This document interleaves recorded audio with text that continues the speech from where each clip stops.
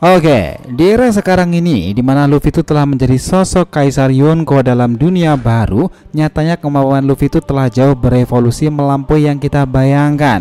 Sekarang, di mana keberadaan mereka di tanah ilmu pengetahuan Dr. Vegapunk itu menjadi daya tarik yang relevan nih. Pasalnya Vegapunk pasti tahu bagaimana buah iblis itu bekerja sampai masuk ke awakening. Luffy sendiri sudah memiliki beberapa evolusi nih dari transformasi perubahan gear miliknya. Bahkan yang terkuat sekarang ini adalah prajurit legendaris kuno Nika sang dewa matahari. Dari nilai awalnya hanya di bawah 100 berries, kini Luffy itu meroket nih dengan nilai fantastis 3 miliar berries. Hal yang paling besar mendongkrak itu semua karena buah iblisnya sendiri. Lantas, seperti apa nih perjalanan mendapati awakening dari perubahan tiap gear miliknya itu? Oke, kita bahas lebih detail lagi.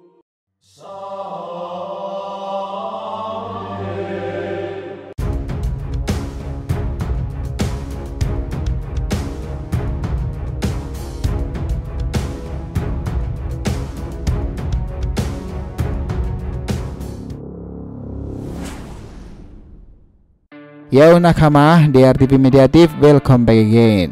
Nah, kali ini kita akan membahas nih lebih detail bagaimana tiap proses evolusi gear Luffy itu sampai terakhir sekarang ini, dan prediksi bantuan informasi tentang buah iblis dari Dr. Vegapunk. Oke, biar nggak salah persepsi silahkan simak sampai akhir ya. Jangan lupa klik lonceng subscribe-nya biar nggak ketinggalan informasi lainnya dari DRTV. Follow juga nih Instagram dan TikTok DRTV Mediatif yang berisikan populer konten ASEAN pop culture lainnya. Oke, kita lanjut. Nah, dengarkan ini baik-baik. Proses bagaimana Luffy ini mencapai transformasi dari tiap gearnya memang tak pernah mudah. Kala itu sebelum dia menjadi Kaisar Yonko, banyak hal terjadi nih.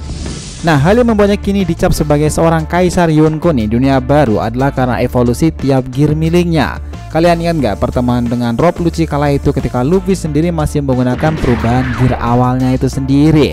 Pertanyaannya, apa jadinya nih jika ia melawan Lucci dengan nikahnya sekarang?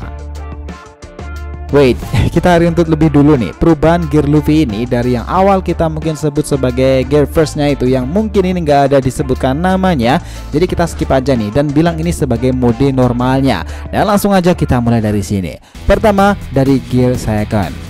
Nah, perubahan pertama kali Luffy kala itu ketika menggunakan mode ini adalah ketika melawan anggota Super Pearl kala itu Blue Eno. Bagi yang lihat Red Movie pasti nggak asing nih dengan karakter ini yang ditampilkan bekerja sama dengan Luffy sendiri.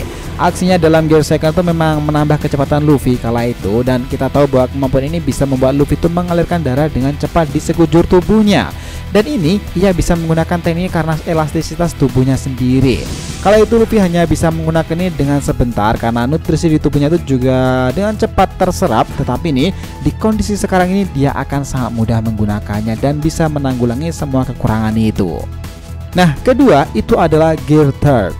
Evolusi kedua dari kemampuan transformasi gear Luffy itu adalah gear ketiganya. Kemampuannya sangat Luffy andalkan kala itu. Karena faktanya dengan teknik inilah ia mampu mengalahkan Rob Lucci, orang yang sepertinya akan dijavu lagi nih ia temui lagi ketika berada di markas Dr. Vegapunk. Kemampuan yang spesial dari gear ketiga ini akan memberikan Luffy efektivitas power yang luar biasa kuat. Bahkan dengan ini ia mampu memompa tangan dan tubuhnya membesar nih untuk menghancurkan bangunan sekalipun. Tetapi efek sampingnya kala itu dengan gear third-nya ini Luffy itu dengan sangat mudah mengecil tubuhnya karena fakta kelelahan. Tetapi nih setelah ia berlatih bersama dengan Rayleigh, ia sudah mampu mengendalikan kemampuan dan kekurangannya ini.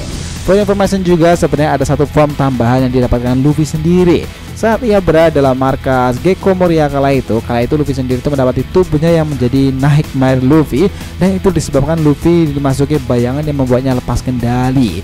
Dari ia yang menjadi samurai, Lia dan mengalahkan raksasa itu, semua itu bisa ia lakukan dari modenya ini. But sepertinya mode ini tuh akan lebih sukar untuk diulang kembali sih. Karena dari sini kita juga akan melihat nih evolusi Luffy itu akan lebih mengerikan dan mengesankan lagi. Ketiga itu adalah gear 4. Nah, inilah yang menarik. Untuk perubahan dalam gear keempatnya ini terbilang berbeda. Hasil dari latihan panjang 2 tahun dengan Raja Kegelapan gurunya sendiri Silver Rayleigh, Luffy akhirnya mampu membuat kemajuan sangat signifikan untuk transformasi gear miliknya. Dan hasilnya adalah gear keempat. Momen pertama kali ia tampilkan itu ketika menghadapi 3 orang terkuat dengan evolusi yang berbeda-beda dari masing-masingnya, Bondman, Tankman, serta Snakeman. Kemampuan yang begitu luar biasa mengesankan. Perubahan pertama di mode ini sebenarnya sudah ditunjukkan ketika Rayleigh itu mengajarinya. Bahkan Rayleigh mengatakan semakin cepat kemampuan Luffy dalam bergerak akan semakin menyulitkan para pengguna Kenbun Shoku no Haki. Namun di luar sana ada beberapa master Kenbun Shoku yang bisa melihat ke masa depan, dan itu akan sangat menyulitkan Luffy sendiri bahkan di gear 4-nya itu. Bondman sendiri adalah teknik dari gear keempat Luffy yang berhasil menumbangkan sosok seperti Doflamingo bahkan dalam mode awakeningnya. Kemampuan ini membuat Luffy itu mampu nih mempercepat gerakannya, power dan tentunya pukulannya sendiri. Namun kelemahan kala itu dalam mode ini Luffy hanya mampu beberapa saat menggunakan sebelum tubuhnya mengecil nih. Namun kini sudah cukup lumayan teratasi. Nah, sementara untuk Tankman sendiri Luffy itu pergunakan ketika memasuki markas besar Big Mom kala itu yang melawan Komandan Cracker nih. Kala itu dimana tubuh Luffy yang awalnya seperti Bondman itu berubah menjadi lebih besar bak balon besi dengan dilapisi haki. Oh ya nih, perubahan dalam mode keempat ini sudah ditambah luar biasa karena Luffy sendiri sudah melapisinya dengan Busho Shoku no Haki. Jadi tambah solid lah dan kuat serangannya. Nah, dengan Tankman, sosok seperti Cracker sendiri tuh bisa dipenyet tubuhnya tuh, dan akhirnya kalah menghadapi Luffy dalam perubahan gear 4-nya ini. Namun, untuk menghadapi orang seperti Katakuri ini, teknik yang digunakan melawan Dovi atau bahkan Cracker tak bisa bekerja lagi. Katakuri memang benar-benar berbeda level. Dan orang inilah yang dikhawatirkan Rayleigh karena ada pengguna Kenbun Shoku no Haki yang bisa melihat ke masa depan, yang akan tentunya menyulitkan Luffy bahkan dalam mode Bondman ataupun Tankman.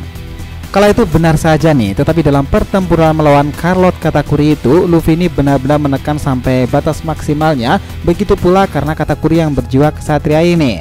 Nah, pertempuran mereka itu sangatlah mengerikan sih kala itu, yang awalnya kita kira Luffy itu bakalan kalah, pada akhirnya sebenarnya pertempuran itu mampu seimbang karena keduanya itu jatuh. Tetapi yang membuat Luffy itu bisa mengimbanginya karena perubahan lain dari mode Gear 4-nya ini, dan itu bernama Snake Man. Nah, dalam mode Snake Man inilah Luffy itu mampu mempercepat serangannya nih, membabi buta, bahkan membuat Katakuri itu mengakui dan kewalahan. Snake Man ini juga dikombinasikan lagi nih dengan serangan-serangan seperti Black Mamba atau bahkan juga King Cobra yang membuat Katakuri itu akhirnya terjatuh. Setelah itu pula masuklah kemampuan Luffy sekarang ini yang paling tinggi ini, keempat, Gear 5 Awakening Mode. Luar biasa menakjubkan sih. Inilah evolusi paling kuat yang dimiliki Baka Sensho kita sekarang ini, dimana ia akan bertempur sangat bebas dan memiliki imajinasi tak terbatas. Gear 5 pertama kali muncul ketika Luffy bertempur dengan Yonko Kaido di Wano Kuni. Nah, yang membuat Gear 5 ini luar biasa menarik nih, karena ini sudah sepaket dengan Awakening Luffy dari buah iblisnya itu, dan itu adalah kebenaran tentang Hito Hitonomi model Mythical Zoan Dewa Kemenangan Nika. Konon Nika sendiri itu adalah prajurit terkuat di masa lalu yang membebaskan para budak. Ia bertempur dengan membawa kehangatan seperti matahari dengan pancaran senyumannya itu. Nah, Nika sendiri dimunculkan dalam Gear 5-nya ini sebagai perlawanan tak seimbang nih dari Kaido, karena dalam mode Nika inilah jauh melampaui kekuatan dari Yonko Kaido. Bahkan nih, semakin Luffy liar imajinasinya, maka semakin liar pula lah realita yang akan ia munculkan. Nah, dari gear kelima ini perubahan signifikan itu ditunjukkan pada rambut Luffy yang berubah warna menjadi putih, dan itu layaknya Ultra Instinct dari Son Goku. Hal yang membedakan pula dalam mode ini tuh dibandingkan yang lainnya tentu tentang power dan imajinasi yang tanpa batas ini sendiri. Dalam gear 5-nya itu Luffy ini mampu memunculkan nih teknik-teknik tingkat tinggi seperti Gomu Gomu no Fusion, Gomu Gomu no Gigan, dan ia juga mampu menangkap sebuah petir halilintar yang ia lemparkan ke Yonko Kaido untuk penyerangan atau yang dikenal sebagai Gomu Gomu Kaminari. Nah, sebagai hasil akhir dari penutupan Luffy menggunakan teknik tertingginya mode Hanuman, siluman kera putih dengan serangan pamukasnya itu Bajrangan. Yang ini membuat Kaido itu akhirnya terjatuh dan melengsarkan tahta Yonko dunia baru, lalu ia gantikan tentunya bersama dengan Lord Buggy. Nah, perubahan mode Luffy ini tuh memang baru sampai ke level 5 nih, tetapi untuk Gear 5-nya sendiri tuh belum benar-benar Luffy kuasai dari explore 100% kekuatannya. Itulah kenapa kedatangannya ke Egghead sendiri dan akan bertemu dengan Dr. Vegapunk akan menjadi titik temu yang sangat pas nih. Bagaimana Vegapunk sendiri itu akan dibunuh oleh Rob Lucci rencananya, yang mana pernah Luffy kalahkan dalam Gear 3-nya kala itu. Nah, jika kondisi dejavu seperti ini lagi, akan ada kemungkinan nih Luffy itu malah melindungi Vegapunk markasnya dan penelitiannya itu. Dengan timbal balik pula, Vegapunk itu akan memberikan informasi signifikan bagaimana buah iblis itu bekerja, dan tips nih untuk gear kelima Mugiwara Luffy ini, dan juga kekuatan haknya selanjutnya.